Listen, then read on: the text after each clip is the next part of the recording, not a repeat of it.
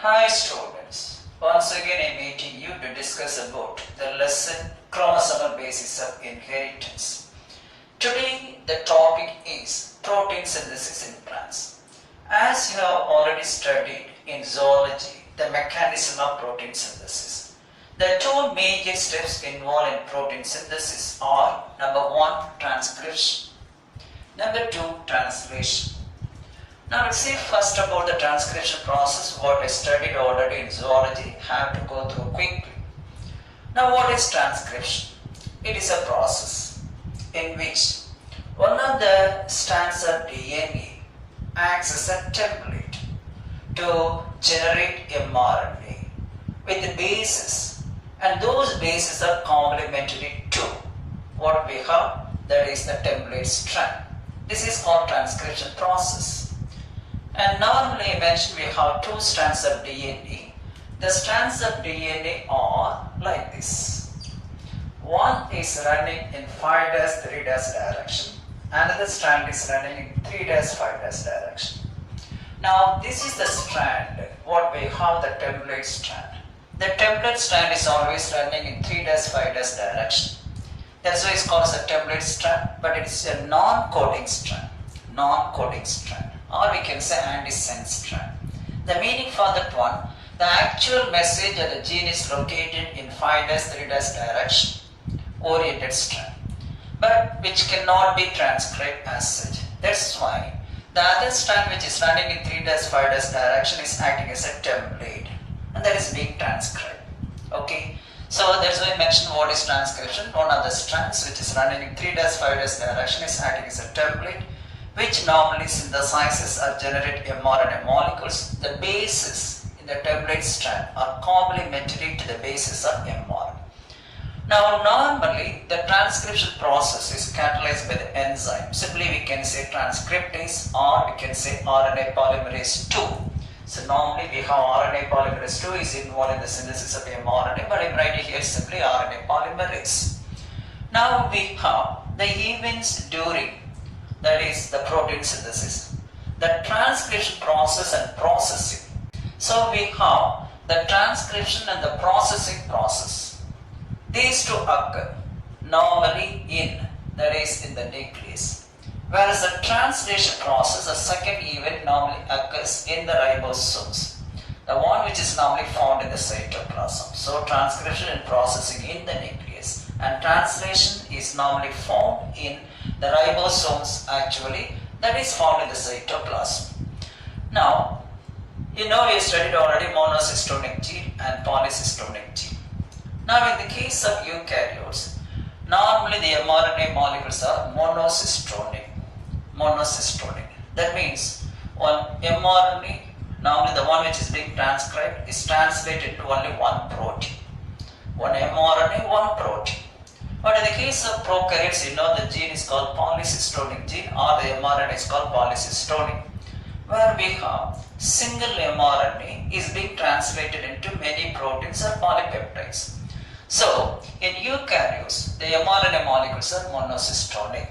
The meaning for that one, with only just one protein, with only one protein being derived from each mRNA. Not many, with only one protein being derived from each mRNA molecules. Now, what is happening during the transcription process? So, during transcription, what is happening? The two strands of double helical DNA just normally unwinding. So, transcription begins with the unwinding of DNA molecule.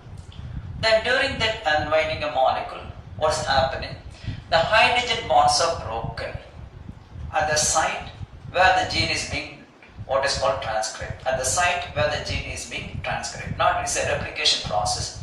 We need only a particular gene that is being transcribed. At that site only we have actually the hydrogen bonds being broken. So that's why I mentioned here, transcription begins with the unwinding of DNA double helix. Only at a particular point. It's not a replication process. There only we have the entire length of DNA has been what we have replicated. But here only a particular point of DNA where we have the gene, the one which is being transcribed. At that point only we have the hydrogen bonds are broken. So transcription begins with the unwinding of DNA double helix. and the hydrogen bonds are broken at the site of a gene, the one which is being transcribed. Not all the genes. We need only particular gene which is being transcribed. At that point only we have actually the hydrogen bonds are broken. So that's about what is the introductory part. We have to go further. So I mentioned about the two strands of DNA. One is what is called coding strand, another one is called normally non-coding strand. So we have to know what is a coding strand, what is a non-coding strand. The non-coding strand is also called as a template strand or antisense strand. So I will mention about what we have the meaning of coding and non-coding strands of DNA. What are template strands and also the coding or non-template strands? Now in a DNA double helix we have two strands of DNA. One strand is running in 5'3' direction. This is the direction just in one. Another one is running in actually 3'5' direction. This is running in 3'5' direction. Now what do you mean by non-coding or template or antisense strand? It is called non-coding because it doesn't have a message on its own. The message is normally present in another strand which is running in what is called 5'3' direction, which is called coding strand. It is the one which contains a message in the form of what is called the nucleotides or genes or DNA. Another strand which is serving as the template for the synthesis of mRNA, which is oriented in 3'5' direction, is called as a template strand because it is acting as a model for the synthesis of mRNA after transcription. The transcription is also proceeding only in 5'3' direction, so the mRNA here form is 5'3'. Okay, now the strand of DNA, this is the strand of DNA which is oriented in 3'5' direction. That serves as a template for the synthesis of mRNA is called as a template strand. You see, this is the strand of DNA which is oriented and which runs in 3'5' direction, which is serving as a template for the synthesis of mRNA is called as a template strand. The other strand which is running in 5'3' direction, which is not transcribed, is called what is known as a coding strand. But the original message is there only the coding strand. If it is transcribed, we are not getting a proper mRNA. That's why we have the template strand is used as a model for the synthesis of what's called mRNA. So the other strand which is not transcribed is called the coding strand. The coding strand is oriented in 5'3' direction. Now what is a promoter? I'll draw a diagram later. Now it is a specific DNA what is called nucleotide sequence that is necessary for transcription. It is the one which initiates the process of transcription. We already studied the Lac-Apron model and also what is a promoter in zoology. It is a specific sequence of DNA nucleotides necessary for transcription to take place. It consists of two components. One is what is called the Tata box. Another one, transcription start site.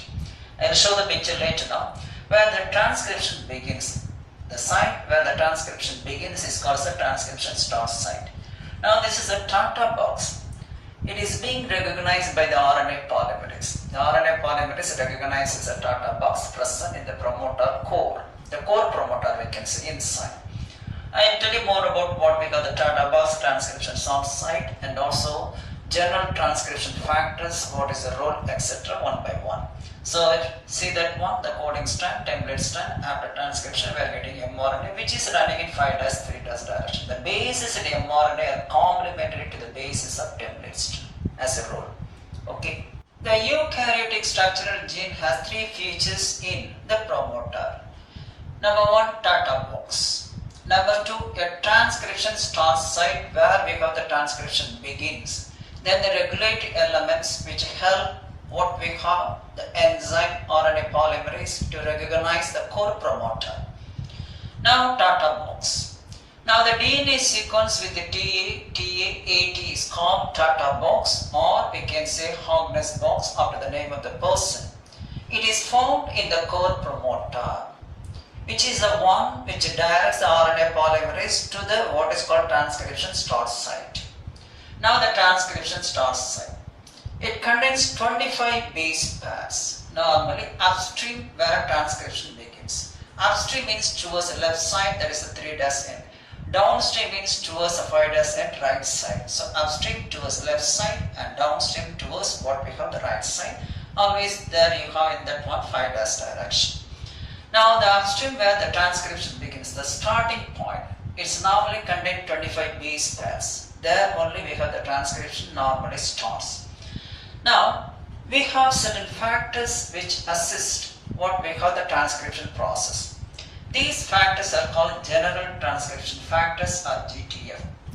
These are nothing but actually the proteins which recognize the sequence, the nucleotide sequence of DNA and then help in transcription process. That means it controls the transcription process. A group of proteins called general transcription factors. These are proteins which recognize the base sequence of DNA and controls the process of transcription. Some cases, some transcription factors directly binds with what we call promoter. And some others, some transcription factors recognize a specific elements, what are called the regulatory elements, and bind to them and to increase the rate of transcription. Others inhibit the transcription. So anyway, the transcription factors directly bind to the core promoter or simply the promoter.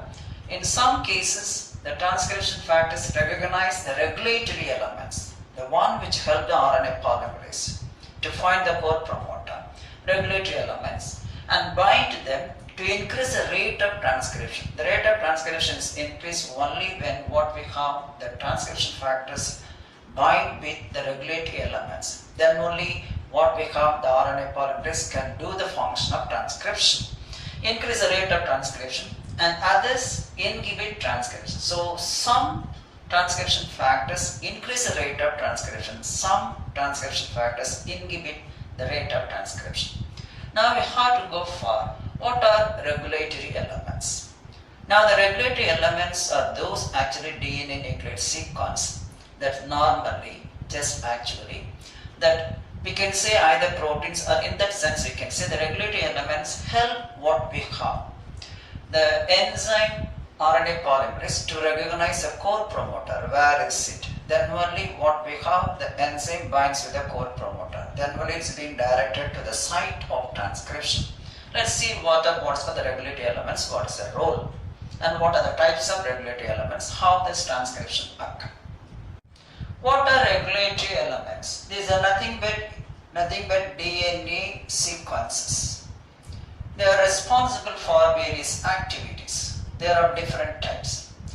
Now to start the process of transcription, the regulatory elements help the RNA polymerase just actually to recognize the core promoter, to recognize or to find the core promoter. So the RNA polymerase is directed towards the core promoter only with the help of what's called the regulatory elements in the form of DNA nucleotides. Now if you're taking the categories of regulatory elements, there are two categories of regulatory elements. Number one, enhancer sequences. They are nothing but activating sequences. Another one, silencer sequences. Enhancer, silencer. These are the two types of what we call the regulatory elements. Now the enhancer sequences, the meaning is either one enhancer, activator. These are DNA sequences that influence transcription, nothing but activating sequences. Opposite to the enhancer, we have silencer sequences.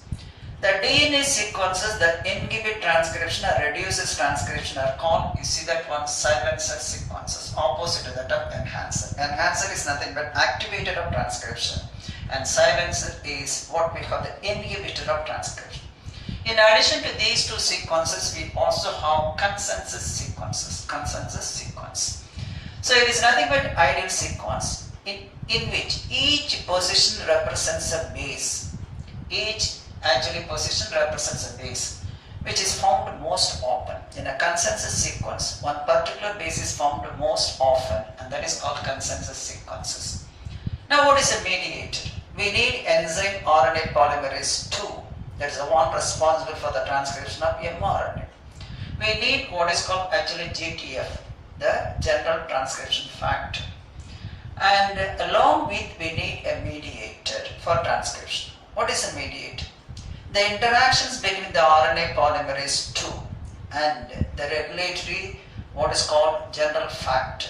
The interactions between, just we see that one, RNA polymerase 2, there is an enzyme involved in the synthesis of mRNA. We have three different types of RNA polymerases, 1, 2, 3, we will see later. So the interactions between the RNA polymerase 2 and regulatory elements are the regulatory transcription factor. So these factors have the ability of binding either with the enhancer or with silencers. That is about what is called the regulatory transcription factor. So a mediator is nothing but the one which brings the interactions between what we have the RNA polymerase 2 and the regulatory transcription factor, and that is called the mediator, which is needed for the interactions between RNA polymerase 2 and the transcription factor called the regulatory transcription factor, general transcription factor. That's about the mediator.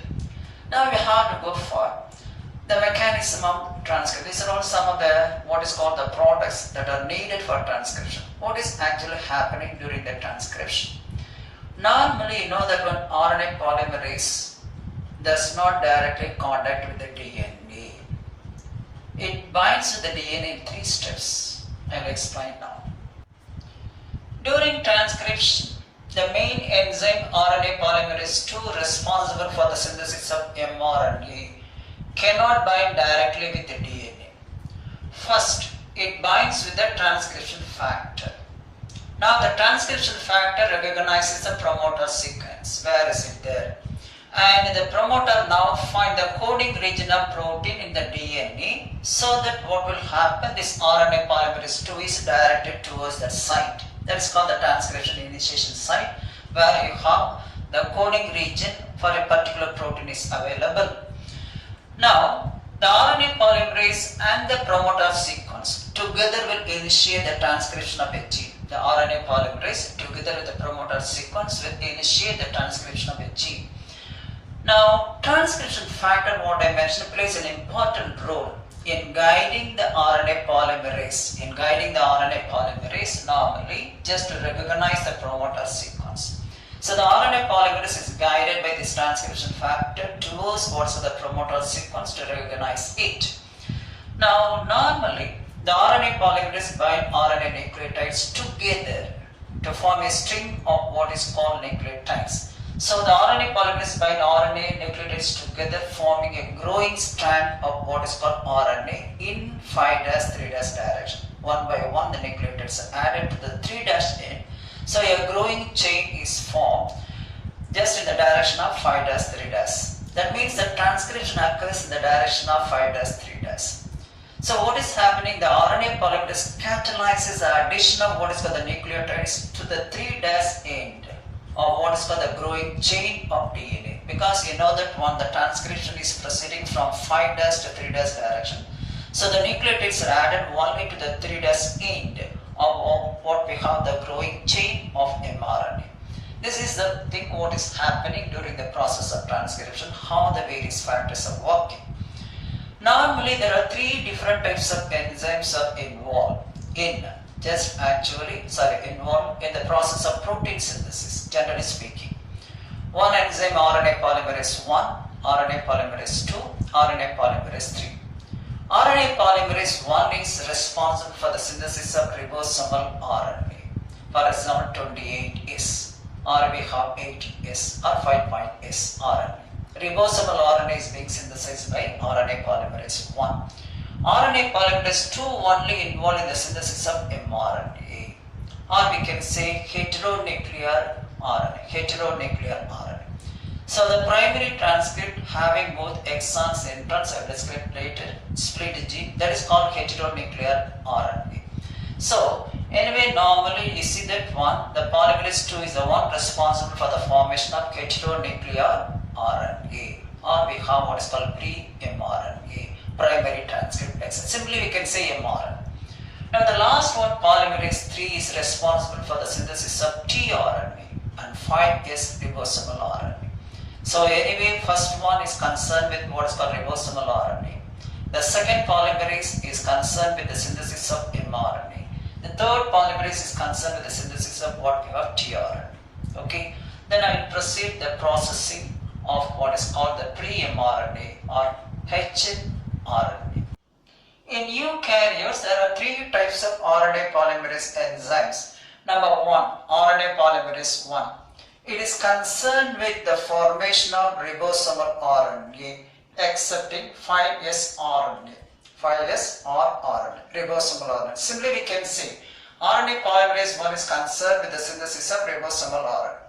Now RNA polymerase 2, it is concerned with the synthesis of precursors of mRNA, that is called heteronuclear rRNA.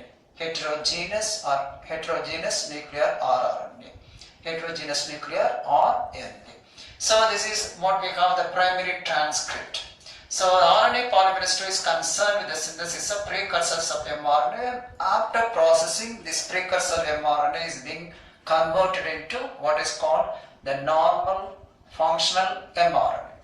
Now the RNA polymerase 3 is concerned with the synthesis of mainly tRNA along with small nuclear RNA, simply called snRNA, and also 5S ribosomal RNA, which cannot be synthesized by polymerase 1. So first one is concerned with the synthesis of rRNA, second one is concerned with the synthesis of mRNA, the third one is concerned with the synthesis of tRNA. That's about the three different enzymes and their role. Now the next process, the processing of pre-mRNA. The pre-mRNA contains both exons and introns. They are being processed. What are the events happening during the processing? Capping, tailing, what we have, the introns are removed and exons are spliced. These are all the processing. All processing events occur within the nucleus only. So the processing of pre-mRNA, that is primary transcript, to mature mRNA, the functional mRNA, or molecular mechanism of mRNA modification. What is the molecular mechanism lying behind the modification of mRNA to become a functional mRNA? Now in eukaryote there are three major types of RNA.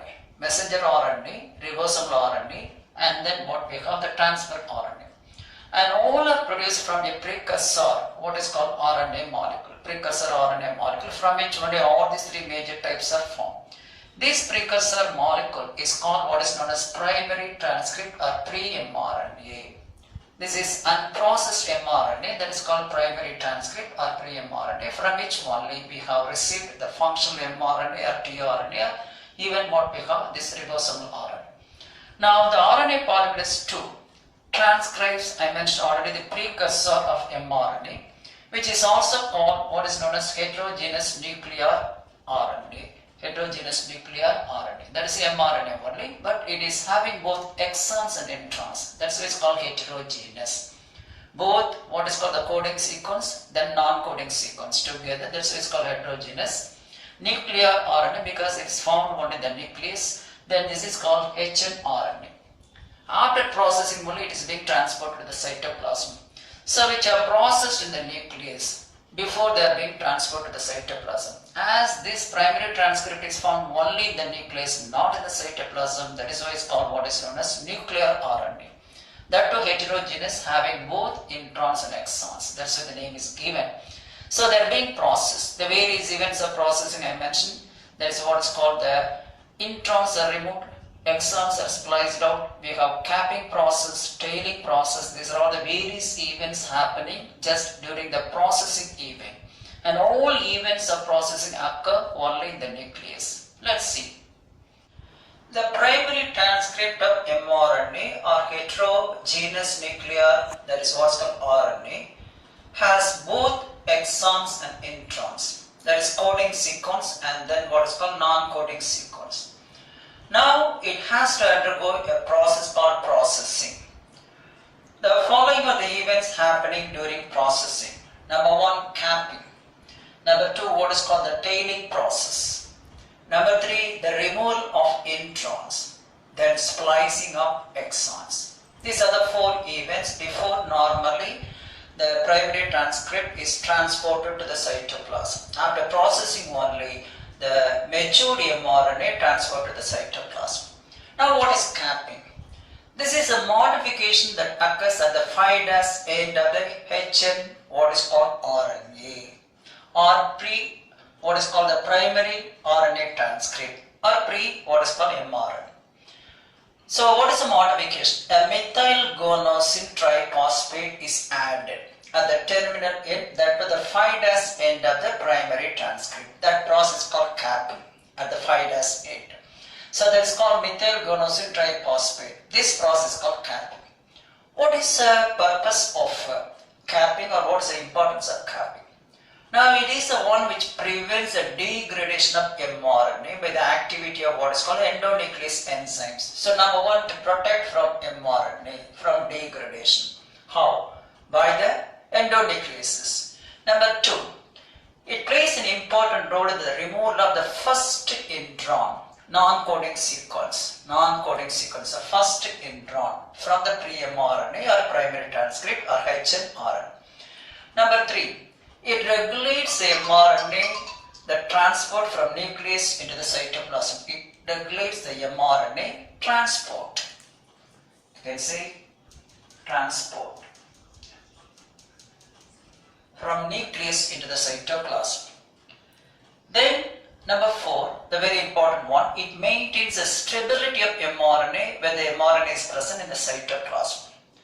That's why we have this methylguanosine triphosphate. Normally it's called 7-methylguanosine triphosphate. 7-methylguanosine triphosphate because the addition of methyl group to the 7th position. That is called 7-methylguanosine triphosphate. That process is called capping, the importance. Then what is tailing? So capping occurs at the 5' end and tailing occurs at the 3' end. Now the 3' end of what is called the primary transcript or pre-mRNA or HNRNA is cleaved. Is cleaved means normally broken by the endonuclease enzyme, and then a string of adenosine nucleotides are added. Adenosine nucleotides are added to the 3' end, and that process is called tailing process, or we can say what is called actually polyadenylation, because many adenosine nucleotides are added at the 3' end of what is called the tail region. That is the 3' end region is called the tail, 5' end is called the head region. That's why it's called the capping process. Here it's called the tailing. So the 3' end of HNRNA is cleaved by endonuclease, and a string of adenosine nucleotides, string means a long chain, is added to the 3' end of pre-mRNA or HNRNA. That process is called polyadenyl A. That style is called as polyadenyl A, or the process is called polyadenylation. This process is called tailing process as it is added at the tail end. That's the 3' end. Now what is the importance of this tailing process? You'll see now. The primary transcript of mRNA or heterogeneous nuclear, that is what's called RNA, has both exons and introns. That is coding sequence and then what is called non-coding sequence. Now it has to undergo a process called processing. The following are the events happening during processing. Number one, capping.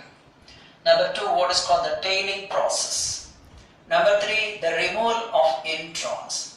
Then splicing of exons. These are the four events before normally the primary transcript is transported to the cytoplasm. After processing only, the matured mRNA transferred to the cytoplasm. Now what is capping? This is a modification that occurs at the 5' end of the HN, what is called RNA, or what is called the primary RNA transcript, or what is called mRNA. So what is the modification? A methylguanosine triphosphate is added at the terminal end, that to the 5' end of the primary transcript. That process is called capping at the 5' end. So that is called methylguanosine triphosphate. This process is called capping. What is the purpose of capping, or what is the importance of capping? Now it is the one which prevents the degradation of mRNA by the activity of what is called endonuclease enzymes. So number one, to protect from mRNA from degradation. How? By the endonucleases. Number two, it plays an important role in the removal of the first intron, non-coding sequence. Non-coding sequence, the first intron from the pre-mRNA or primary transcript or HNRN. Number three, it regulates the mRNA, the transport from nucleus into the cytoplasm. It regulates the mRNA transport. You can see transport from nucleus into the cytoplasm. Then number 4, the very important one, it maintains the stability of mRNA when the mRNA is present in the cytoplasm. That's why we have this methylguanosine triphosphate. Normally it's called 7-methylguanosine triphosphate. 7-methylguanosine triphosphate because the addition of methyl group to the 7th position. That is called 7-methylguanosine triphosphate. That process is called capping, the importance. Then what is tailing? So capping occurs at the 5' end and tailing occurs at the 3' end. Now the 3' end of what is called the primary transcript or pre-mRNA or hnRNA is cleaved. Is cleaved means normally broken by the endonuclease enzyme, and then a string of adenosine nucleotides are added. Adenosine nucleotides are added to the 3' end, and that process is called tailing process, or we can say what is called actually polyadenylation, because many adenosine nucleotides are added at the 3' end of what is called the tail region. That is the 3' end region is called the tail, 5' end is called the head region. That's why it's called the capping process. Here it's called the tailing. So the 3' end of hnRNA is cleaved by endonuclease, and a string of adenosine nucleotides, string means a long chain, is added to the 3' end of pre-mRNA or hnRNA. That process is called polyadenyl A. That stage is called as polyadenyl A, or the process is called polyadenylation. This process is called tailing process as it is added at the tail end. That's the 3' end. Now what is the importance of this tailing process? You'll see now. I defined about tailing process. Already capping process forward, I defined about tailing. Now what is the purpose of tailing? Now it normally helps the translation of RNA transcript is facilitated. The translation of what is called the transcript, that is RNA transcript, the matured RNA, is being facilitated by what is called the tailing process. Number 2, it helps in the synthesis of polypeptides, the proteins, synthesis of polypeptides. This is the first one, translation is facilitated. The second one helps in the synthesis of polypeptides. The third one, when the mRNA is present in the cytoplasm, its stability should be maintained. That is by what we have the tailing. So it enhances, increases the mRNA stability in the cytoplasm. Otherwise it will be destroyed by some factors present in the cytoplasm. So it enhances the mRNA stability in the cytoplasm. Now, I mentioned already the processing involves 4 events, mainly the capping process, tailing process, excision of what is called introns, and then splicing of exons. Now, what is splitted genes? Now, in the case of eukaryotes, the gene is called splitted gene because it contains both the coding sequences and non-coding sequences. The coding sequences are called exons and non-coding sequences are called introns. We already studied in zoology. Now, the meaning for here given, the splitted genes, the protein coding regions, that is, are not continuous in eukaryotes. It's not continuous. It's not being found on only one, just what is called the coding sequence alone. It's having both coding and non-coding sequences. Now, the splitted genes were first reported by 2 people. They are discovered independently. Number 1, Richard J. Roberts, and number 2, Philip A. Shaw in 1977. In 1977, further they were awarded Nobel Prize in 1993. I mentioned already split genes normally consists of exons and introns. What are exons? Now the exons are the coding sequences or expressive sequences which contain the biological information in processed matured mRNA. Now what are introns? These are intervening sequences because they are present in between the exons, intervening sequences which are normally considered as non-coding sequences that should be removed before what is called, that should be removed from a gene before what is called the RNA product is made. So before translation occurs, that should be removed from a gene. This means that should be removed from a gene before the RNA product is made. RNA product is nothing but what we are the protein. So before transcription alone itself, now it is being removed from the gene. Now these exons and introns are known as splitted genes. These exons and introns are known as splitted genes. Now in the case of prokaryotes, the gene is not actually the split gene, it contains only the exons. But in eukaryotes, the genes contain both exons and introns, hence the name is given the splitted genes. So that's all about what we have, the process of protein synthesis, the various events. Now I have to go for the main 4 events I want to mention. I would like to draw the diagram, just we can understand the process. What are the events of RNA processing? Just number 1, capping process, number 2, tailing process, number 3, introns are excised, removal. Exons are spliced together. These are the 4 events happening during the events of RNA processing. Now this is the diagram showing the splitted gene. Now this is the DNA, having, you know that one, this is a splitted gene having exon, intervening sequences, introns, then exons, introns, exons. Now we have actually, this is upstream towards the 3' end, this is called upstream, and towards the 5' end, this is called downstream. Now there is a terminator sequence.